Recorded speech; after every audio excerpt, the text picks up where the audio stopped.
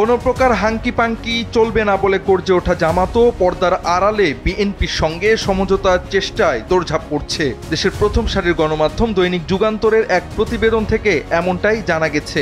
জুলাই সনদের আইনি ভিত্তি আর গণভোট প্রশ্নে যারা বিএনপির প্রতিপক্ষ বনে গেছে তাদের এমন সমঝোতার চেষ্টার খবর ব্যাপক আলোচনা জন্ম দিয়েছে রাজনীতির মাঠে।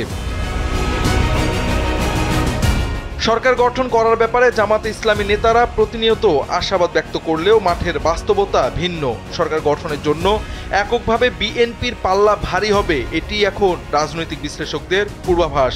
এজন্য ক্ষমতার সঙ্গী হতে বিএনপির সঙ্গে আসন সমঝোতায় বেশি আগ্রহী জামাত। নানা সূত্র থেকে শোনা যাচ্ছে অন্তত 60টি আসনের বিষয়ে আশাবাদী জামাত। আসন ছাড়াও বিএনপির জাতীয় সরকারের মন্ত্রিসভায় থাকতে চায় তারা।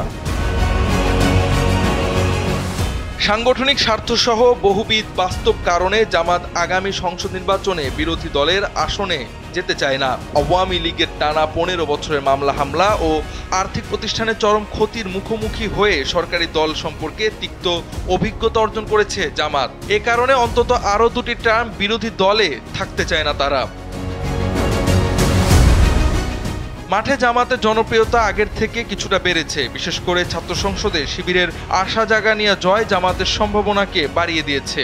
কিন্তু জাতীয় নির্বাচনে বড় সংখ্যক আসন জেতার মতো শক্তি এখনও তাদের তৈরি হয়নি। এ অবস্থায় এককভাবে ভোটে গেলে সংসদে হয়তো আশানুরূপ ফল মিলবে না। তাই কৌশল বদলে বিএনপির সঙ্গে সমঝোতার পথ খুঁজছে দলটি।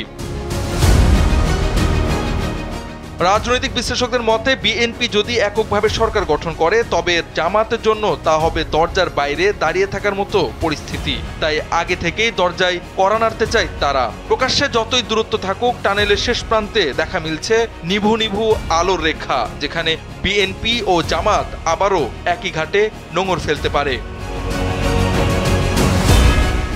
জাওয়াদ আহমদ, সময়ের আলো।